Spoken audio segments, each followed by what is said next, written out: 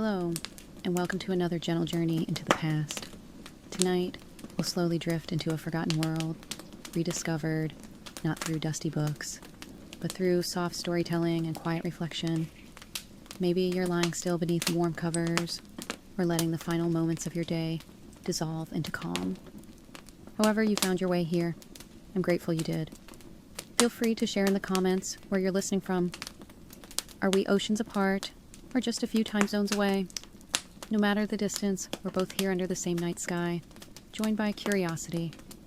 If you find comfort in hushed histories and softly spoken tales, consider subscribing. There are so many more stories to explore together. Medieval castles, romanticized in films, admired in ruins, and often seen as noble symbols of protection. But these stone giants were built with one chilling purpose: to kill. Every rock, every tunnel, every hallway was designed not for beauty or comfort, but for death. Specifically, the death of anyone foolish enough to try to force their way in. And yet, the most disturbing truth of all, these fortresses didn't just end the lives of enemy invaders. They were equally lethal to the very people who called them home. The medieval world was a place where danger clung to every shadow, and nowhere was this more evident than within the supposedly protective walls of a castle. From the moment you stepped inside, you are entering a space where a wrong turn might hurl you to your death, where the air you breathe could carry invisible killers, and where damp corridors festered with silent threats.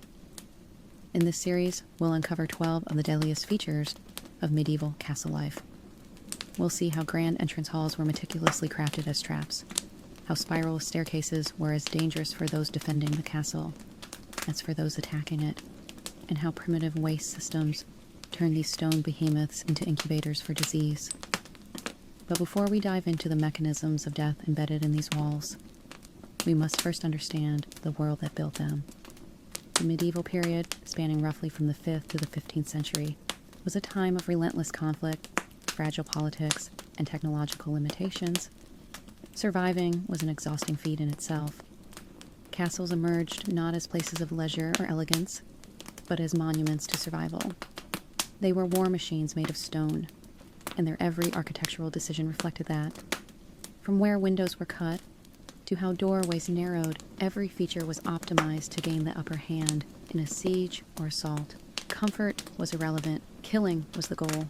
Even from a distance, castles were meant to intimidate. The sight alone could unsettle the heart of any would-be attacker.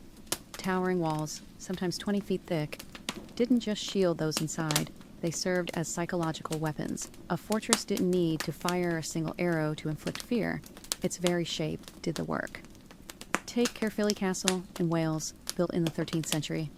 Spanning more than 30 acres and surrounded by elaborate water defenses, it looks as though it rises from the lake itself. An illusion carefully crafted to imply invincibility. Medieval architects understood something profound. Terror begins in the mind. If a castle's appearance could crush morale, its walls might not need to. But the psychological games started long before you reached the main gate. The roads that led to castles weren't direct. They were deliberately twisted, winding through marshes, over narrow bridges, or up sharp inclines, always exposing you to watchful defenders perched high above. You weren't just approaching a castle, you were being funneled into a trap, and that was only the beginning. The outermost defenses formed concentric layers, rings of death, each one drawing you closer to danger. The outer ward, which might seem like a casual open space, was actually a killing zone, strategically designed so attackers would be pinned between walls, vulnerable to arrows and fire from all directions, with no place to hide and no clear way forward. Medieval engineers had a deep understanding of fear and confusion, and they weaponized it. The design of a castle was intended to disorient intruders. Winding passageways split invading forces apart. Blind corners forced hesitation. Every step forward could lead to a trap. Nowhere was this more apparent than the castle gatehouse, the false heart of safety. On the surface, it was just an entrance. In reality, it was a fortress within a fortress layered with deadly intent. Far from being a simple door, the gatehouse was a multi-story defense structure manned by defenders who had the high ground in every sense. A standard gatehouse featured not one, but several barriers. First came the drawbridge over a moat, followed by a portcullis, a massive iron grate ready to slam down and trap invaders. Then perhaps another drawbridge, a second portcullis, and finally the reinforced doors themselves. But these were just the physical barriers. The real horror came from the spaces between those defenses. Imagine breaking through the first portcullis, only to find yourself trapped in a stone tunnel with 30-foot walls.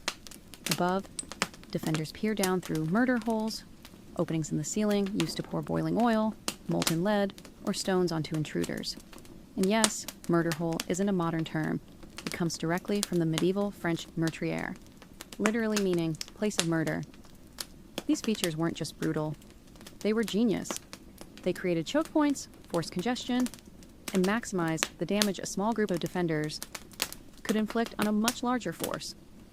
Castle design was, quite literally, the architecture of death. Take the Barbican, a fortified gateway separate from the main entrance, designed as a funnel for attackers. The paths through it curved sharply, forcing invaders to make blind turns under constant fire from above. The walls were angled to eliminate hiding spots. The ground sloped unevenly. There was no way to advance in a straight line. You couldn't see what came next. You could only keep moving forward into the unknown. This was psychological warfare made real. A castle didn't just fight you, it made you fight yourself, your instincts, your panic, your imagination. And while these tactics devastated attackers, they also haunted the lives of the people who lived inside. For all the attention paid to how castles defended against invaders, little thought was given to the people trapped within those walls. The very features that made castles powerful also made them perilous to their own residents. Winding staircases didn't just confuse enemies, they tripped servants. Slippery ramparts weren't just vantage points, they became fatal walkways. And the thick protective walls, so effective at keeping out arrows, also kept in damp, stagnant air, creating the perfect breeding ground for disease. It's easy to imagine castles as strongholds of safety, but life inside them was anything but secure. And that brings us to a sobering truth. Medieval record-keeping, while not always comprehensive, provides us with glimpses of just how deadly castle life could be for its inhabitants. Medieval record-keeping, though often inconsistent and incomplete, gives us sobering insights into the dangers lurking within castle walls. Chronicles from the 13th and 14th centuries are filled with grim tales of nobles and servants alike who met untimely ends due to the very features that were supposed to protect them. Consider the tragic fate of William Draus, a powerful Norman lord, who, in 1230, tumbled to his death from the high walls of his own Bramber Castle in Sussex. According to eyewitness reports, William had been inspecting the defenses when he slipped on a narrow battlement and plummeted nearly 40 feet to the stone courtyard below. That same parapet, designed to serve as a safe shooting position for archers, turned into a fatal ledge for its master. Tragedies like William's were not rare anomalies. Defensive architecture, while ingenious in deterring enemies, created countless ways for castle residents to meet their end. Spiral staircases, cleverly built to benefit right-handed defenders, swinging swords downward, became perilous to navigate, especially for those burdened with heavy loads or rushing through dim corridors. The arrow slits that enable soldiers to fire safely from cover also became hazardous. Their protruding edges could catch clothing, trip the unwary, or send someone stumbling into a fall. But perhaps the most insidious dangers came not from weapons or walls, but from the waste. In times of siege, medieval castles often held hundreds, sometimes thousands of people. These fortresses functioned like self-contained cities, yet their sanitation systems were anything but modern. Waste disposal was rudimentary and posed grave threats to health. The most common latrine, the garderobe, was nothing more than a hole in the wall that discharged directly into the moat or onto the surrounding ground. It required no maintenance, an advantage in wartime, but the consequences were dire. Waste contaminated water sources, especially when castles came under siege and clean supplies dwindled. As siege conditions persisted and population density increased, these unsanitary systems became breeding grounds for deadly illnesses. Cholera, dysentery, and typhoid fever ran rampant in such environments. The notorious Black Death that devastated Europe in the 14th century found the perfect storm inside castle walls. Poor ventilation, close quarters, and swarms of rats and fleas. Once plague entered a castle, it spread like wildfire. In some cases, entire garrisons succumbed not to the sword, but to sickness. One particularly grim account comes from the Chronicle of Moe Abbey, which recorded in 1349 that Skipton Castle was nearly emptied of life, leaving just 3 men standing after plague that swept through its walls. These stories were echoed across the continent, painting a bleak picture of life behind the battlements. The very design choices that made castles so successful on the battlefield also turned them into incubators of disease and suffering. And the devastation wasn't limited to the body. The psychological toll of castle life was profound and persistent. Castles were built to be self-sustaining during prolonged sieges, which often meant prolonged isolation. While walls kept invaders at bay, they also shut the world out. This separation bred despair. The sense of being trapped, cut off from the rhythms of the outside world, caused mental health to deteriorate. Soldiers, servants, and even nobles suffered from crushing loneliness and cabin fever. Over time, the strain turned inward, becoming as lethal as any blade. Medieval fortresses, especially those located in remote or contested regions, often spent long stretches in anxious stillness, anticipating attacks that never came, or worse, came without warning. The uncertainty gnawed at residents. The looming threat of invasion, mixed with the claustrophobic confines of stone chambers, created conditions ripe for psychological breakdown. Over the months or years of semi-confinement, it wasn't uncommon for inhabitants to report hallucinations, sleep disturbances, or violent behavior born of prolonged stress. And still, life went on. Meals were cooked, chores completed, and plans discussed within walls that never allowed for true peace. It was not just the physical design that endangered life, but the emotional landscape it created. In trying to seal out the dangers of the world, castles often trapped something just as destructive within. Medieval castles were meticulously engineered to endure long sieges. That meant residents could spend months or even years sealed off from the outside world. The same thick walls that offered protection from armies also became barriers to light, air, and connection, transforming the castle from a defensive bastion into a slow-brewing cauldron of mental strain. The limited light that seeped in through narrow arrow slits was rarely enough to illuminate even large chambers. These slits, necessary for archery defense, let in more cold than sunlight, and the perpetual dampness turned castle interiors into shadowed, musty voids. This darkness wasn't just physical, it cast an emotional pall over life within. Today, we might recognize this environment as one prime for seasonal affective disorder. Back then, it was simply the air they breathed. Medieval records speak of a condition known as melancholia, a deep, persistent sadness that infected the minds of castle dwellers. Nobles, burdened with responsibility and isolation, often became consumed by it. Take Isabella de Fortibus, the Lady of the Isle of Wight, for example. After inheriting her late husband's lands in 1262, Isabella gradually withdrew from public life. She became known for her long silences, strange behaviors, and tendency to lock herself away in Carisbrooke Castle for weeks at a time. She died in solitude in 1293, having spent over 30 years confined in a fortress that became more of a tomb than a home. But depression was not the sole province of the noble class. Servants, soldiers, and guards also suffered. They lived beneath a weight of silence, obedience, and fear. Medieval documents make mention of castle fever, a term used to describe those who, after extended periods within castle walls, began to display erratic behavior. Violent outbursts, obsessive routines, or delusions of being watched or cursed. Today, we might interpret these as signs of post-traumatic stress disorder or severe anxiety, and this strain was only intensified by the unchanging nature of life within a castle. Each day was much like the last. The same cold stones underfoot, the same echoing hallways, the same shrill wind howling through slits in the walls. Time itself seemed to stretch and blur. Winter exacerbated every psychological wound. For months, inhabitants huddled together in freezing rooms with little light and minimal food. Cabin fever ran rampant. Castle records note that violent incidents surged in winter, not only between soldiers, but among the nobility as well. Tension brewed in tight quarters. A misplaced word or a sideways glance could erupt into conflict. Spring, ironically, brought a different kind of turmoil.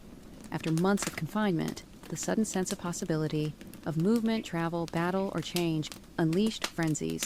Nobles initiated grand military campaigns or wasteful construction projects, not necessarily from strategic thinking, but from a deep need to escape the psychological pressure of stillness. And hovering over it all was the ever-present pressure of faith. Religion was woven into the fabric of castle life. Chapel services were required multiple times daily. Sermons spoke often of sin, judgment, and eternal damnation. The effect on castle dwellers was not always comforting. For some, it sparked spiritual reflection. For many, it stirred anxiety, guilt, and fear. Historians have described a pattern of compulsive behavior that echoes modern diagnoses of religious OCD, constant praying, ritual cleaning, or repeated acts of penance meant to ward off divine punishment.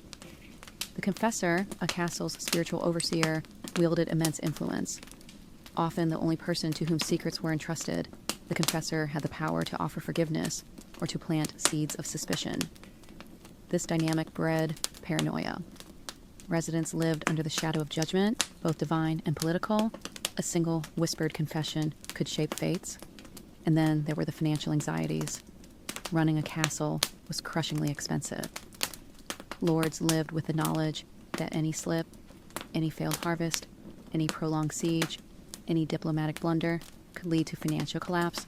The costs of fortification, garrisoning, and political upkeep could drain even the wealthiest family coffers. This economic pressure drove nobles to gamble with their lineage, marrying off children for dowries, selling heirlooms, or pledging lands they could barely afford to lose. These decisions weren't made calmly. They were fueled by desperation. The stress led to erratic choices, impulsive behaviors, and inevitably spirals of debt and humiliation. In some cases, noble families vanished, not because of war, but because of poor decisions made under unbearable pressure. Gender roles within castles only deepened the suffering. Noble women were judged by one metric above all else: their ability to produce a male heir. The weight of this expectation was enormous. Failure could lead to annulment, political disgrace, or exile. And even in success, women were rarely free. Most were married off as teenagers to older men, moved far from family, and kept under surveillance their entire lives. Castle physicians documented a condition in women that sounds eerily similar to modern descriptions of postpartum depression or chronic anxiety, marked by withdrawal, weeping spells, and delusions. These women often retreated into religion, fantasy, or silence, and those closest to them, servants, nurses, companions, were forced to watch helplessly as their mistresses deteriorated, knowing that any intervention might be seen as insolence or betrayal. This created a culture of silence. Mental illness, no matter how obvious, was not named, treated, or even acknowledged. The only response was endurance, until violence, suicide, or complete breakdown forced attention. And it wasn't just individuals who suffered. The damage rippled outward, poisoning the very fabric of castle society. Servants who left castle life often could not adapt to normal village existence. They were jumpy, distrustful, and prone to panic. They expected betrayal in every smile and danger in every routine task. Children raised in castles absorbed these patterns. Some grew angry, rebellious against the unfairness of birth and station. Others became numb, accepting a world of inequality so deeply that they couldn't imagine anything else. Worst of all, the pain endured inside castle walls became generational. Noble families developed dysfunctions that echoed across decades. Cycles of abuse, detachment, and cruelty passed from father to son, mother to daughter. The very buildings designed to preserve power often ensured its decay. The accumulated psychological toll of castle life wasn't just devastating, it was inescapable. The walls that guarded against enemies created conditions of psychological stress that could be just as deadly as any physical danger. The typical castle latrine, known as a guardrobe, was cleverly built into the very thickness of the castle walls. It allowed waste to exit directly into the moat or the open ground beyond the fortifications. Though seemingly efficient and requiring no maintenance, this primitive plumbing system had a deadly flaw. It constantly contaminated the surrounding water sources. During sieges, when castles swelled with soldiers, servants, and families, the pressure on water supplies grew unbearable. Contamination led to the rapid spread of waterborne diseases like cholera, dysentery, and typhoid. As medieval Europe fell victim to the Black Death in the 14th century, castles became hotbeds for transmission. The combination of dense populations, lack of airflow, and the unchecked presence of rats and fleas created ideal conditions for the plague to rip through entire castle populations within days. Some castles lost nearly every living soul inside, not to sword or flame, but to microscopic killers. Chroniclers tell chilling stories. At Skipton Castle in 1349, only 3 survivors emerged from the pestilence. All others had perished. That story repeated across the continent, showing how the very features that made castles impregnable also made them lethal breeding grounds for disease. But the deadliest enemy may not have been physical at all. The real poison seeped into the minds of those trapped within. While castles offer protection from armies and bandits, they also enforce a profound separation from the outside world. Walls meant to defend became barriers to the senses and to sanity. Imagine enduring months of isolation in cold stone chambers, staring through narrow arrow slits that let in just enough light to remind you how much you miss the sun. Castle life dulled the senses. Residents endured perpetual twilight, even in daylight hours. Air was thick, moist, and uncirculated. Torches flickered, casting long shadows across damp walls. No fresh wind stirred the chambers. The smell of smoke, sweat, waste, and rotting food hung in the air. In such conditions, melancholy, what we might now call depression, thrived. Nobles, stripped of privacy and weighed down by the pressures of legacy and duty, frequently withdrew from the world. Their personal chaplains or stewards noted their odd behavior, sudden outbursts, or long periods of silence. Some, like the noble lady of Carisbrooke Castle, gradually abandoned their responsibilities and spent decades in self-imposed solitude. Yet it wasn't just the highborn who suffered. The lower ranks, guards, maids, scribes, were just as vulnerable. Castle servants, exposed daily to cruelty, isolation, and monotony, sometimes cracked under the strain. Medieval accounts refer to a condition they call castle fever. Symptoms included insomnia, paranoia, hallucinations, and violent outbursts. Today, we might call it a form of PTSD. Young pages and squires, sent from their families to begin nightly training, found themselves in a hostile environment where emotions were weakness and violence was virtue. The suppression of feeling was deliberate, part of a broader culture that treated compassion as a liability. Boys learned early that grief had no place within the keep. The social order of castle life added yet another weight. A peasant might live a hard life, but at least they breathed open air, saw the sky, walked the earth. A castle servant, on the other hand, lived as a shadow in a stone maze, ordered about by people who often saw them as expendable. Worse still, even the very layout of castles seemed to warp the mind. Winding passages, hidden doors, echoing stairwells, all built for defense, also served to confuse and unsettle. Some long-term residents developed a compulsion to walk certain routes or avoid specific corners, convinced they were being watched. Others spoke of hearing whispers from the walls or footsteps that vanished around bends. Then there was the cold.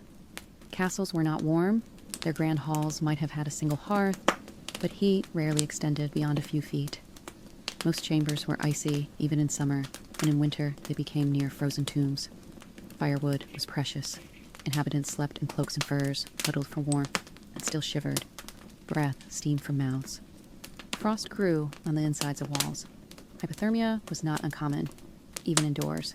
Sleep brought little relief. The stone chambers amplified sound.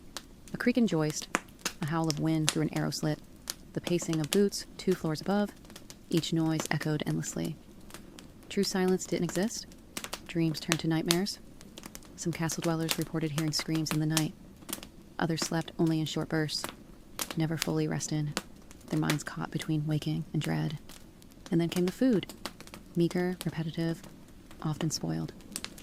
The ale was safer to drink than the water, but it dulled the mind.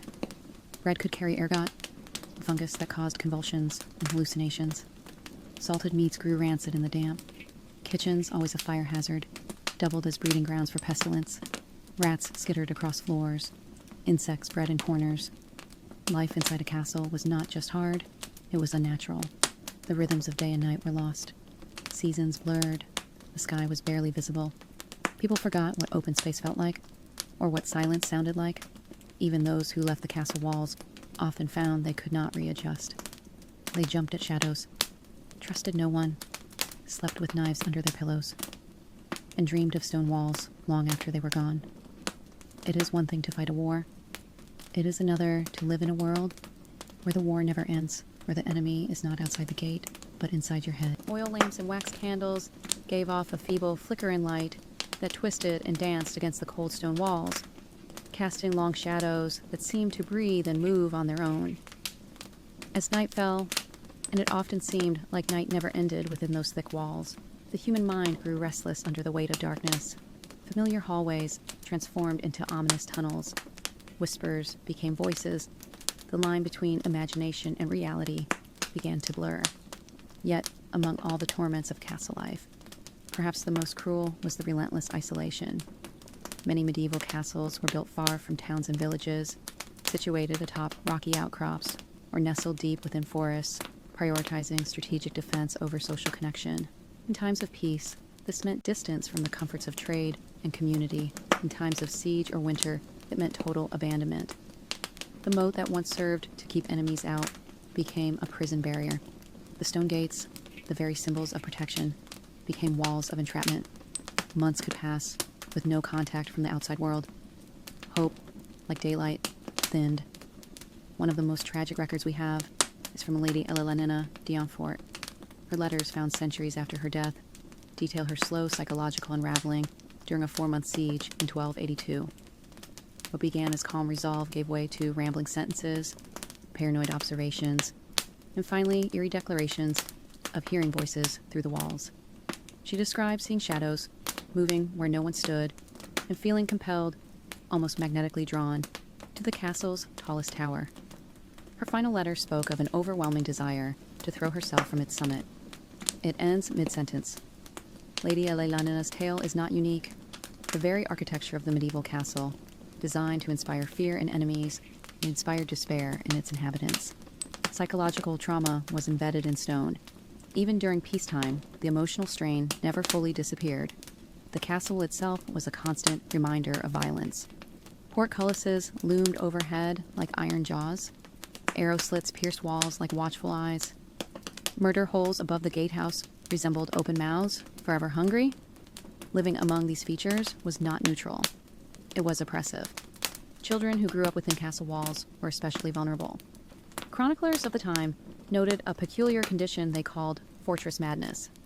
Youngsters raised in these stone environments often became deeply afraid of open spaces. When taken beyond the walls, they experienced panic attacks, disorientation, or even catatonia. Some refused to leave the castle grounds entirely. Their understanding of the world shrunk to a series of corridors and chambers. Play was restricted. There were no meadows, no forests, no rivers, only courtyards, stone steps, and arrow slits.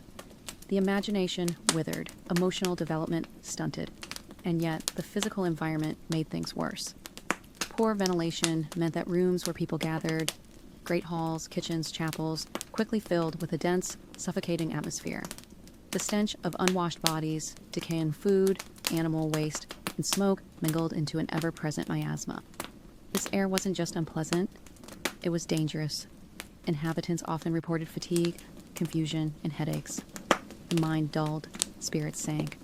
Sleep, something that should have been restorative, became fraught. Sounds reverberated endlessly within the thick walls. The clatter of boots on stone could echo for minutes.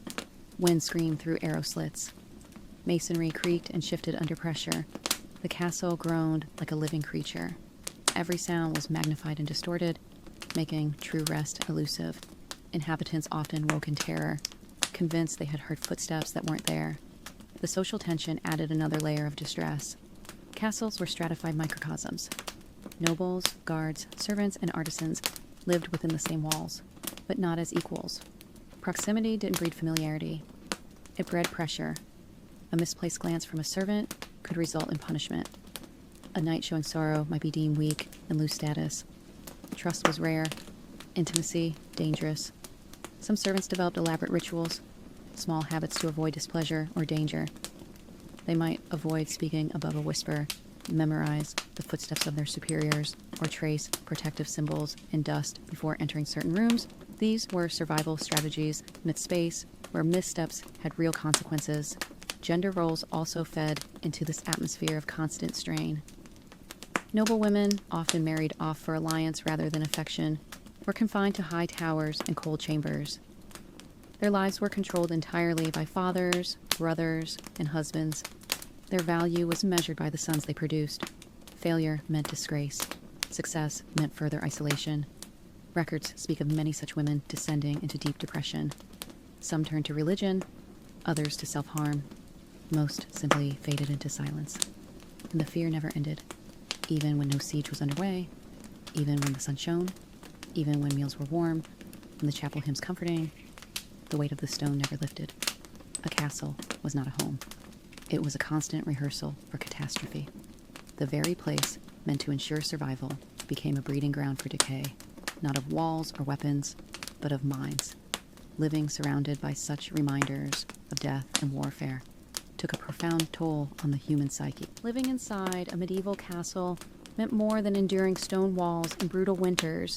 It meant navigating a psychological maze of constant stress, surveillance, and suppressed emotion. The caste system inside the fortress was rigid, etched as deeply into daily life as the stones themselves. Proximity did not mean equality. Servants, guards, nobles, and knights lived feet from one another, yet separated by social walls far more impenetrable than mortar and brick. Servants could not speak freely. A misplaced word might mean flogging, or worse. Knights who displayed sorrow or fear risked being stripped of status. In this carefully managed web of power, everyone wore a mask. Genuine emotion became a liability, and over time, hiding fear became indistinguishable from feeling nothing at all. Social pressure often compounded isolation. People could go days without meaningful conversation, especially those of lower status. Tasks were performed in silence.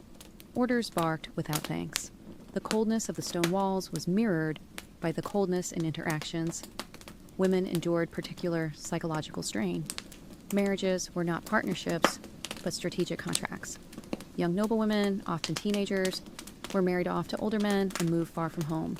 They were expected to serve their husbands, bear sons, and say little else. Any hint of rebellion, too much reading, too little smiling, was seen as danger. Records from the diary of the Countess of Pembroke describe her daily experience as living in a tomb with windows. She wrote of watching the seasons change beyond her narrow slits of light, while inside, her soul dimmed like the fading embers in the hearth. She described her room as her stone coffin, and her days as silent vigils for a life that never returned. Religion, meant to soothe the soul, often added weight instead. Castle chapels were adorned with grim images of judgment. Fires of hell, saints in agony, angels wielding swords. Daily services hammered home themes of punishment, sin, and submission.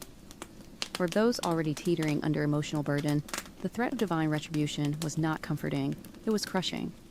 Some residents turned obsessively to ritual as a means of controlling their fear. They lit candles in strict sequences, whispered memorized prayers in rhythms they dared not break. Others believed the walls whispered to them. This was not metaphor. Chroniclers described a condition known as stone sickness, a strange madness that set in after years of castle living. Victims would hear voices echoing from the walls, lose memories, fly into violent rages, or simply waste away in quiet despair. Modern historians believe stone sickness may have been caused by multiple factors: chronic stress, poor ventilation, lead poisoning from pipes or utensils, and vitamin D deficiency from a life spent in shadow. Regardless of cause, its effects were devastating and widespread. The very architecture seemed engineered to warp the mind.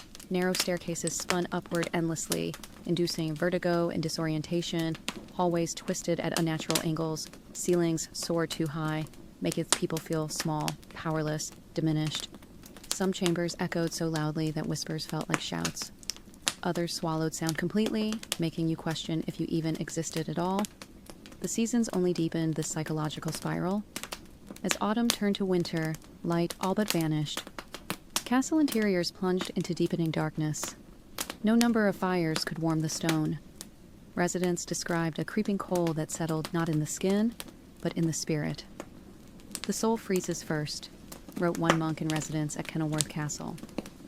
Families outside the castle walls feared the toll these conditions took on their rulers. A mentally unstable lord could decide to tax a village into starvation, or start a war on a whim. Many nobles, driven mad by isolation and stress, made impulsive choices that led to ruin. Entire regions suffered because someone had spent too long in a tower, staring at the same walls, chasing whispers no one else heard. And still, castle life continued. The illusion of safety provided by stone walls was both their greatest asset and their cruelest trick. People lived with the constant awareness that those walls might one day fail, not just physically, but psychologically, that the protection they offered could, at any moment, become the very thing that destroyed you. For some, this realization led to surrender. They stopped resisting, going through the motions of daily life with hollow eyes and mute lips. Castle records contain tales of such people: servants who slowly stopped eating, guards who stood their post in silence until they collapsed, nobles who spent their days designing ornate tombs for themselves. Others turned to vices, alcohol, ritual, superstition, a desperate attempt to carve some sense of control from chaos. And still others became obsessed with death, writing funeral instructions, composing prayers to be read after their own demise, or constructing elaborate coffins long before illness ever arrived. Castles did not just keep invaders out. They buried their own within. Castle inhabitants developed a complex web of rituals and superstitions, clinging to these behaviors as a way to impose order on an uncontrollable world. They wore charms to fend off illness, performed ceremonial blessings before meals, and followed intricate patterns of daily habits designed to avoid imagined bad omens. These customs, while seemingly irrational, offered comfort, tiny acts of control in a place where death lurked behind every corner. Even the very structure of castles contributed to mental deterioration. The thick stone walls and narrow maze-like passageways created a physical sense of confinement that eventually turned psychological. Many long-term residents developed a near claustrophobic urge to escape, a craving for open skies and flowing air that the castle simply could not provide. The echoing chambers of stone intensified every sound, turning footsteps into thunderclaps and whispers into echoes. Privacy was non-existent. Everyone was always listening, and everyone felt watched. To adapt, some developed entire systems of silent communication, elaborate hand signals, slight gestures, even the placement of objects. But this constant need for discretion added another layer of stress. The fear of being overheard became a permanent part of life, and the inability to speak freely took a toll on relationships, trust, and inner peace. And then, just as we reach the edge of this long and twisting journey, we must confront a hard truth. These stone giants, symbols of power, protection, and control, were never just fortresses. They were mechanisms of harm. Death traps not only for attackers, but for those who live within their shadows. The castles that once dotted the medieval countryside weren't just physically hazardous. They were environments of emotional corrosion. The paranoia, the isolation, the structural dangers, the ever-present fear. They created a reality where merely surviving became the only victory. The cycles of violence and dysfunction that sprang from these places echoed through medieval society, leaving marks that outlasted the stones themselves. And that's the lesson we're left with. As magnificent as these castles were, vast, commanding, awe-inspiring, they came at a cost few today would be willing to pay. They were born of necessity, sculpted from fear, and perfected through centuries of bloodshed. Every gate, tower, and wall was a choice to value security over humanity, power over peace, dominance over comfort, and perhaps in their continued presence, still standing tall and silent in the modern landscape, we're reminded of what we lose when we build with fear. So next time you visit a medieval castle, marvel at its scale, admire the ingenuity of its design, but also pause. Close your eyes and listen for the whispers that never left, the stories trapped in stone, the echoes of feet that walked halls never meant for healing. Behind every arch is a story, behind every stone, a sacrifice. These were not homes in the way we think of homes. They were tombs carved for the living, monuments to power and protection, yes, but also prisons of silence and sorrow. Beautiful structures, but deadly environments. Magnificent achievements that came at the cost of human joy. In the end, these castles did exactly what they were meant to do. they kept enemies out, but they also kept humanity out. And that, perhaps, is the most haunting truth of all. The result was a form of architecture as deadly to its occupants as it was to any outside threat. These structures were not simply noble residences or military strongholds. They were machines, meticulously assembled to control, intimidate, and when necessary, eliminate. Every block of stone was placed with intention, each hallway twisted for strategic effect, every room calibrated to serve the harsh truths of medieval war. The next time you stroll through the echoing halls of a medieval castle, awed by its towers and battlements, pause for a moment. What you're seeing isn't merely impressive architecture. It's one of the most sophisticated death machines ever devised. Behind every decorative archway lies a tale of suffering. Behind every mighty gate, the echo of a life cut short. These fortresses weren't just silent guardians of history. They were witnesses to centuries of violence, despair, and accidents woven into the very fabric of daily life. The true horror of castle life wasn't limited to its obvious threats: boiling oil, flying arrows, or enemy siege. The materials themselves were treacherous. The mortar, often hastily mixed with lime, sand, and whatever else could be found, decayed over time. Organic components like hair, straw, or waste, once believed to improve its bonding power, rotted, creating hidden pockets of weakness. These unseen voids might lie dormant for decades, until a slight tremor or a shift in weight turned them into sudden death traps. The stones themselves added to the peril. Locally sourced and inconsistently processed, some were riddled with iron deposits. These streaks, as they oxidized, bled rust-colored trails down castle walls, resembling dried blood. Beyond appearance, they compromised the stone's stability. When weakened, iron-rich stones collapsed, they didn't crumble gently, they fractured into deadly shards that rained down on whoever happened to be below. And then there was the wood. Beams of oak and elm were cut thick and installed with primitive joinery. Over time, moisture crept in, rusted the iron fastenings, and loosened the entire structure. A strong wind, heavy footfall, or sudden temperature drop could send tons of timber crashing down. In 14th century records, we find mention of one such collapse during a banquet in the Great Hall of Kenilworth Castle, where a support beam snapped mid-feast, instantly killing 12.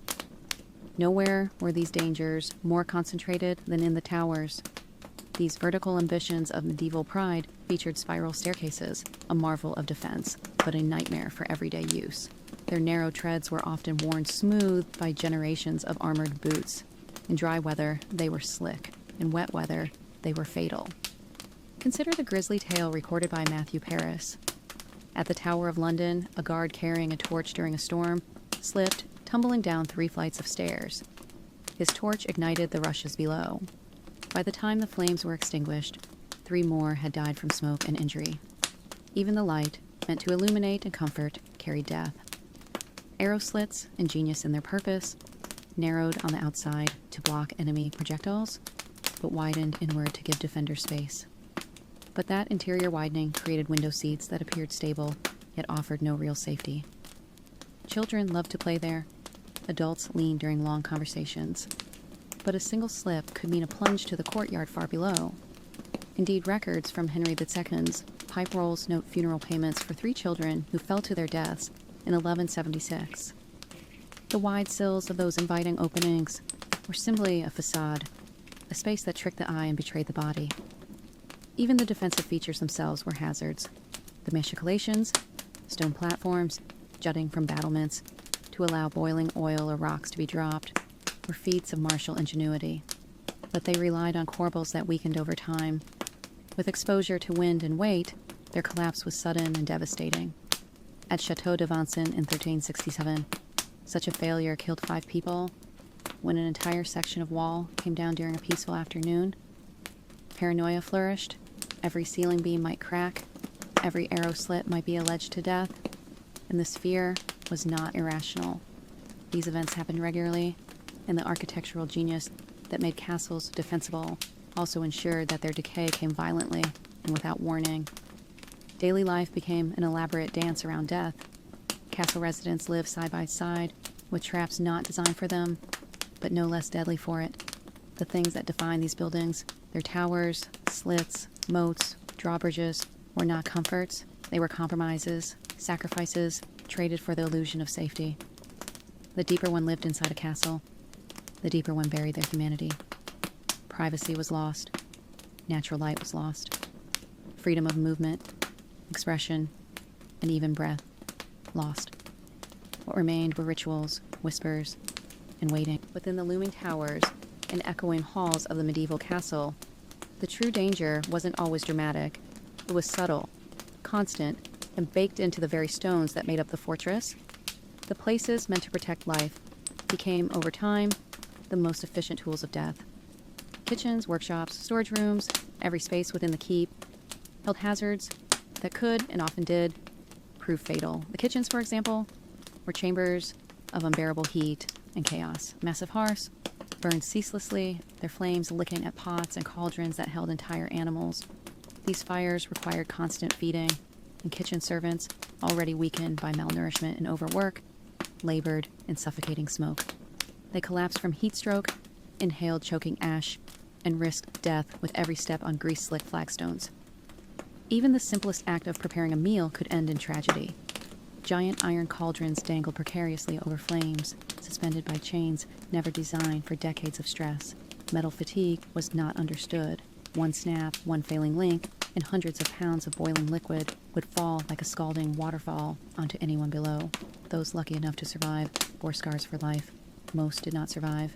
And then there were the floors, perpetually damp, coated with layers of ash, grease, and discarded food. They became slippery death traps, where a single slip might send someone tumbling headfirst into the fire. The act of feeding the castle, of sustaining life, was one of its most dangerous daily rituals. Storage spaces offered no refuge either.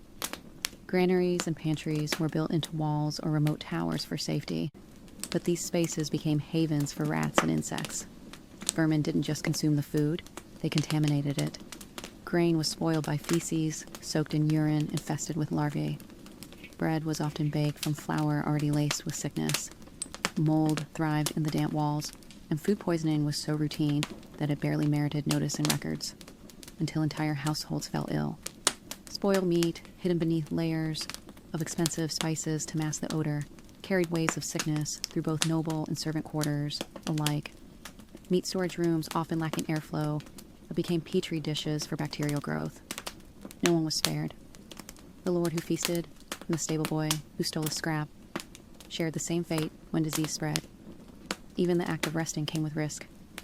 Noble bedrooms, while grand in appearance, were laden with unseen threats.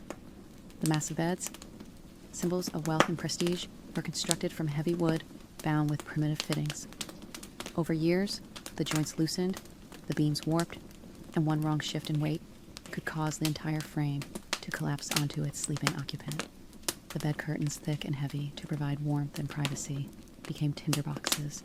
A single ember from the hearth or spark from a candle could set the fabric ablaze in seconds, trapping the sleeper in a cocoon of flame. Add to this the mattresses themselves, stuffed with straw, feathers, or hay. Perfect homes for fleas, lice, and bedbugs. These pests weren't just nuisances, they were carriers of disease, some of which would claim millions of lives across Europe. Inhabitants of castles didn't just struggle to live, they struggled to sleep. Carbon monoxide from poorly ventilated fires drifted silently through rooms. Many went to bed and never woke again. No sign of struggle, no wounds, just cold bodies discovered at dawn. These deaths were often attributed to divine will or bad air. The true culprit, an invisible gas in a stone cage, was never understood. Workshops were just as dangerous. The blacksmith's forge, tucked within castle walls for security, spewed toxic fumes. The constant exposure to lead, mercury, and other metals led to slow, agonizing death for those who worked within. Apprentices learned not just the art of shaping iron, but the slow deterioration of their own minds and bodies. Shaking hands, clouded thoughts, early graves, stone dust from masons' quarters filled the lungs of workers, causing chronic coughing, then silence. Leather workers soaked skins in lime and urine. Tanners worked with caustic chemicals. Their skin burned raw. These craftspeople kept the castle functioning and paid for it with their health. And still, even silence was not safety.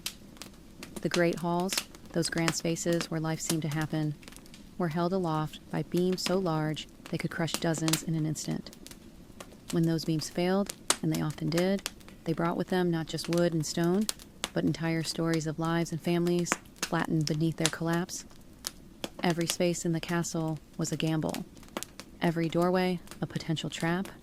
Every comfort, a possible killer. Looking deeper into the internal structures of medieval castles, one finds that the very features meant to inspire awe and maintain order were often the most deadly of all. The great halls, centers of communal life and celebration, concealed more danger than any battlefield. Their soaring timber roofs, engineering marvels of the time, rested on an intricate network of wooden beams and iron supports. But these same supports, often made of green wood, installed before proper curing, were unstable. Over time, the wood warped, dried unevenly, and split under its own immense weight. Stress fractures snaked silently through the beams, hidden from view, until one day, without warning, the roof came crashing down. At Bamberg Castle, the collapse of such a hall in 1333 during a harvest feast killed the lord of the manor and 6 others instantly. Survivors describe the sound as like a thunderclap from inside the earth itself. The debris buried noble and servant alike, a grim reminder that no rank could shield one from the structure's indifference. Beneath these beams lay floors that were no safer. Some castles featured glazed tiles, slippery when wet, while others had nothing more than compacted dirt layered with straw and rushes. These rushes trapped filth, animal waste, spilled wine, food scraps, blood, and turned the floor into a rotting swamp of hidden perils. People tripped over unseen obstacles and suffered broken bones.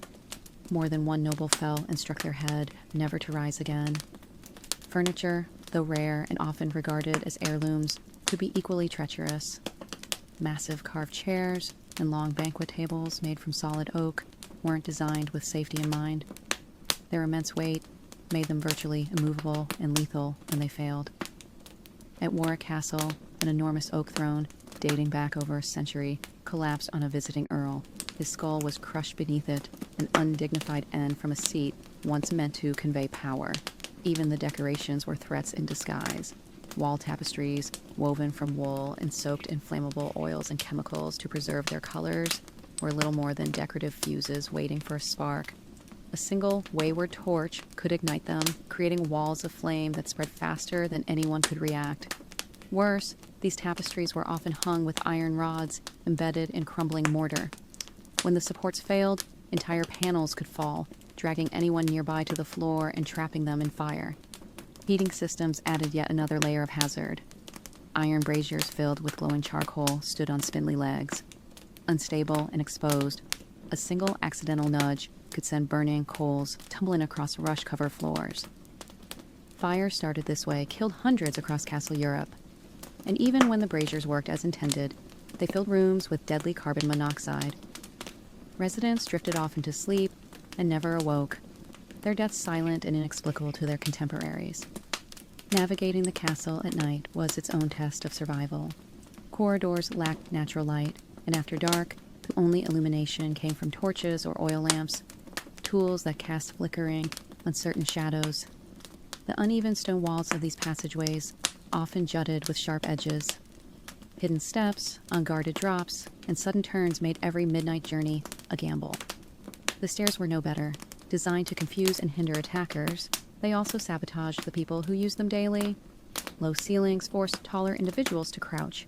Steep, irregular steps required constant attention to avoid a fall. Combined with the weight of cloaks, armor, or carried goods, the misstep was not just possible, it was probable. Falling down a spiral staircase rarely ended with bruises. More often, it ended with death.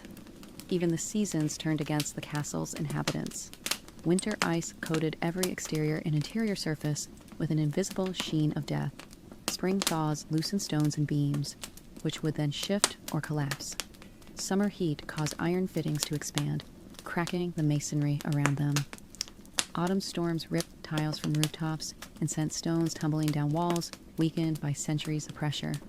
These changes, slow and relentless, were rarely addressed. Repair was difficult, dangerous, and often ignored until after tragedy struck. The people who lived in these castles knew their homes could kill them. They spoke in hushed tones of beams that groaned in the wind, of floors that buckled underfoot, of walls that wept with moisture. They knew that fire might consume them, that the chair they sat in might collapse, that the air itself might rob them of breath. And yet they endured, because the world beyond the castle walls was worse. Brigands, marauders, and war made the open land unsafe. Disease ran rampant through villages. To live within the castle was to accept the constant risk of sudden death in exchange for the illusion of protection. To live outside was to accept the certainty of exposure. So they stayed. They whispered prayers, hung charms, avoided cursed corners, and hoped, always hoped, that the stone would hold another day. While castles were built to withstand sieges and safeguard nobles, the reality was far more insidious. The very mechanisms designed to repel attackers often became traps for those within. The portcullis, an iconic defensive fixture, was one of the most dangerous.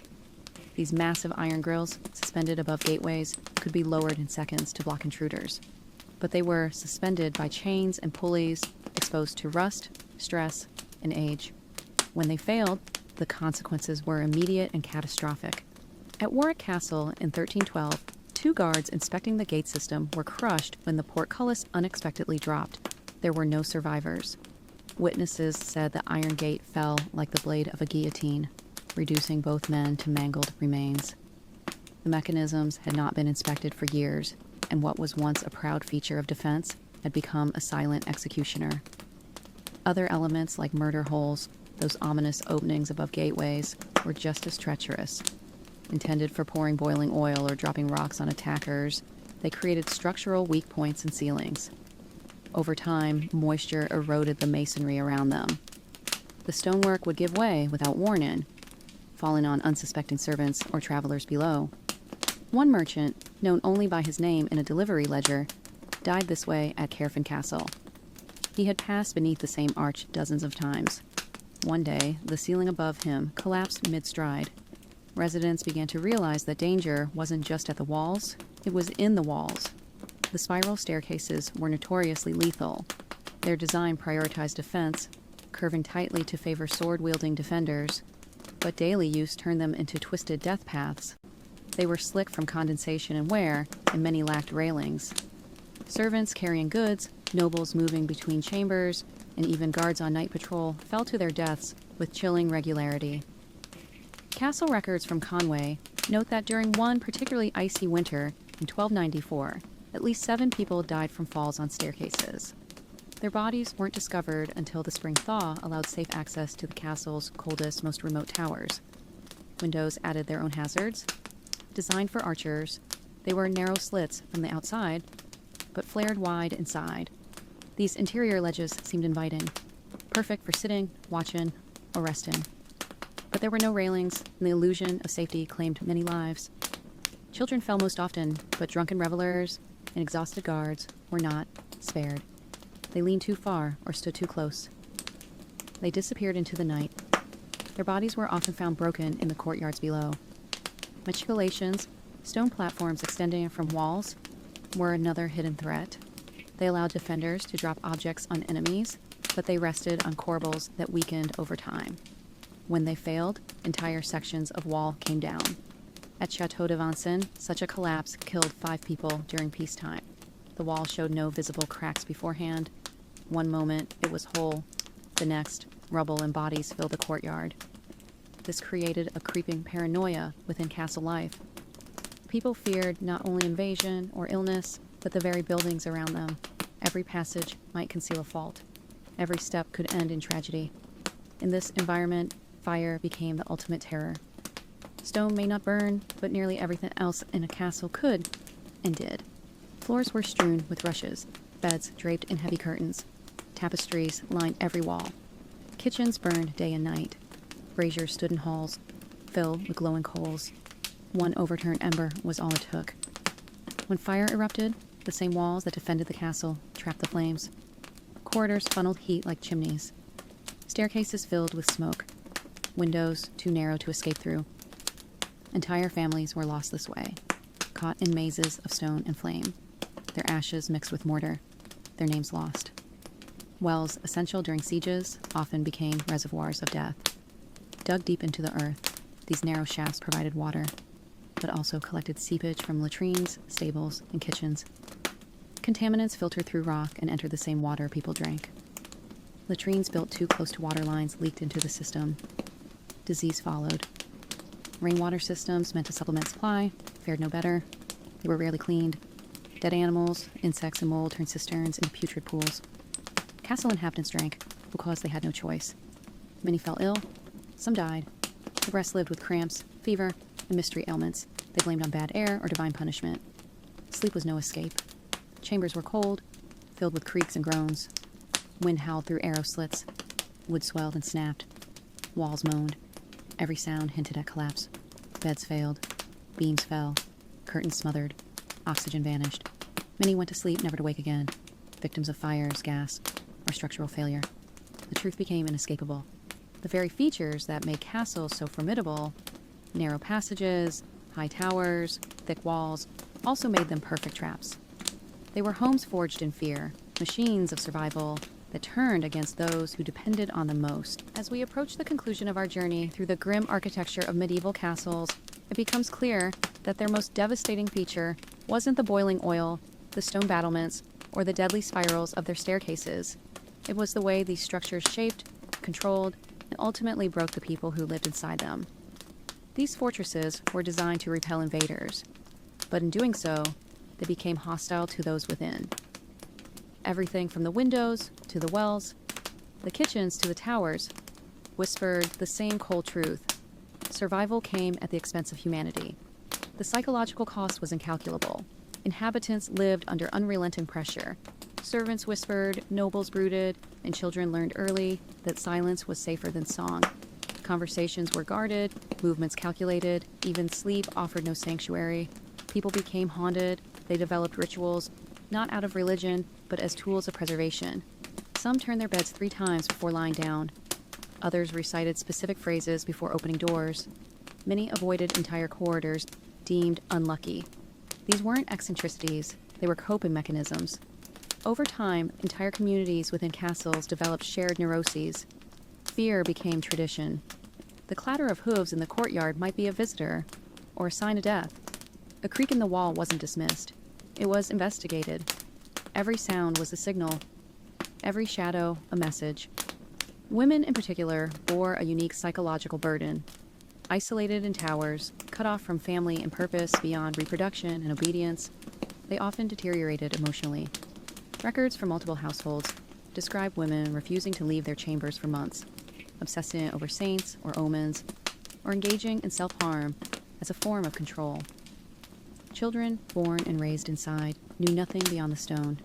Their games were constrained by danger, their imaginations shaped by corridors, slits, and the unspoken weight of grief. Few grew up without seeing death. Many grew up without joy. And the lords, those who ruled, were not immune. They were the most isolated of all, constantly surrounded, yet perpetually alone. They trusted no one. Plots were real, poison likely. Each meal tasted like a test. Each glance a potential betrayal. Many went mad. Some became tyrants. Others simply faded, hollowed out by suspicion and solitude. In such an environment, the castle became more than a home or fortress. It became a machine, one that converted flesh and blood into ritual and silence, into suspicion, into ghosts. When we look at these castles today, we often marvel at their grandeur. We walk their halls, snap photos of their towers, and imagine ourselves as knights, nobles, or queens. But beneath the beauty is the weight of 1,000 lost voices. These weren't homes.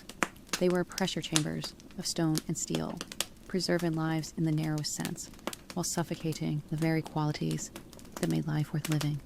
They weren't just death traps for the body, but for the soul. The irony is devastating. Built to protect, they became perfect prisons, fortresses of fear, symbols of safety that secured only despair.